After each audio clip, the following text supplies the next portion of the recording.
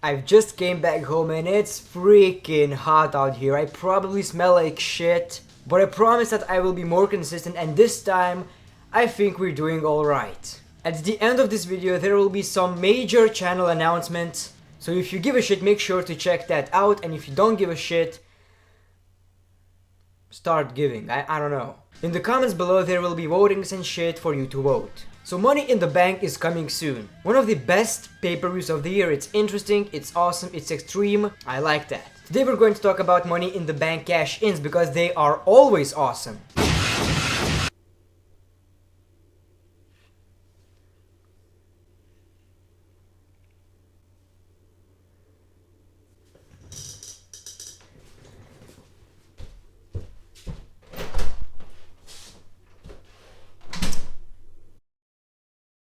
Anyway, you're watching top 5 Money in the Bank cash-ins of all time.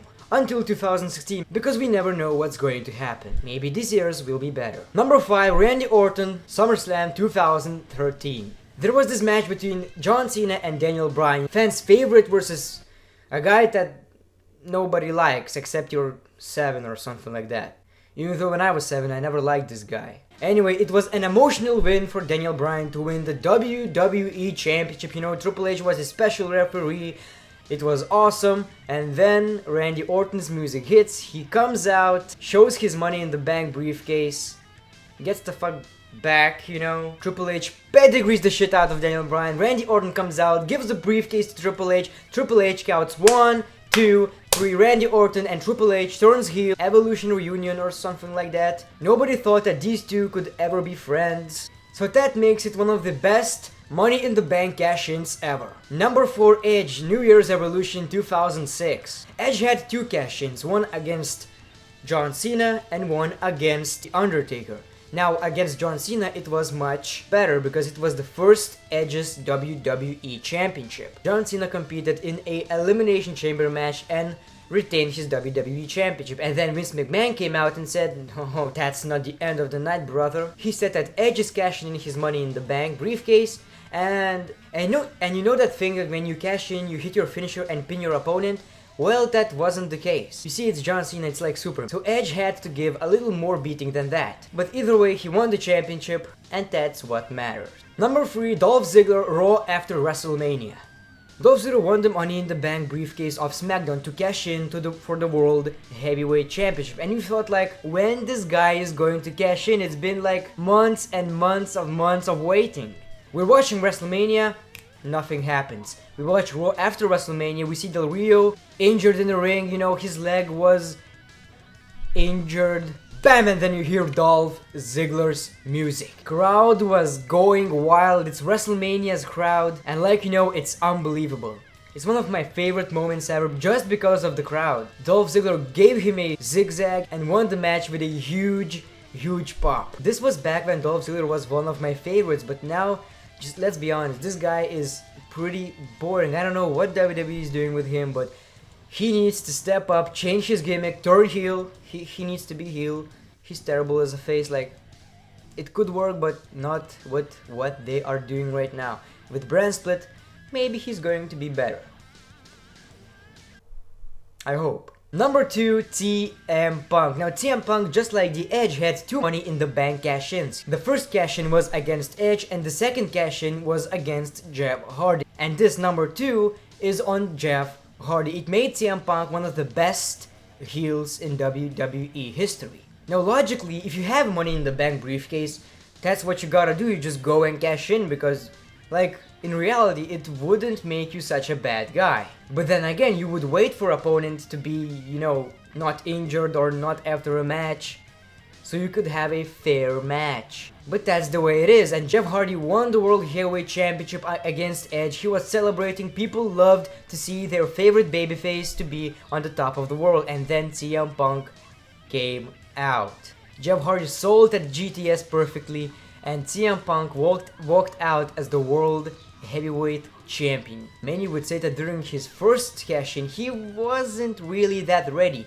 but when he cashed in the second time, he was ready. Oh, he was ready. He was one of the best heels in the company. And the number 1 Money in the Bank cash-in of all time so far, Seth Rollins WrestleMania 31. The first thing that makes it the best cash-in ever is that it was at WrestleMania 31 and not even after the match, it was during the match. And another thing why this is the best Money in the Bank cash-in is that not many liked to see Roman Reigns versus Brock Lesnar. You know, it was an alright, it was actually a great match, but nobody really been waiting for that much. The build was awful. And then you hear Seth Rollins' music. He was like Jesus and saved the damn WrestleMania. Seth Rollins walked out with the WWE World Heavyweight Championship, which makes it not only the best Money in the Bank cash-in, it made one of the best moments in WWE history. Okay, now this is the second part of the video. I want to talk about this channel and what is going to happen with it. First of all, thank you for 54,000 subscribers. This is amazing. The channel is growing like crazy, and with that going on, I feel like we need more consistency on this channel and new things, new series and something like that.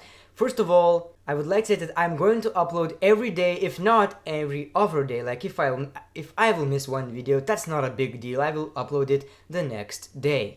Because, you know, sometimes I am busy, so it is what it is. So we are going to continue with series like top 5, top 10 things that should happen, like we're always doing, and top 10 5 things that already happened, like this video. We're going to continue with pay-per-view predictions and reviews.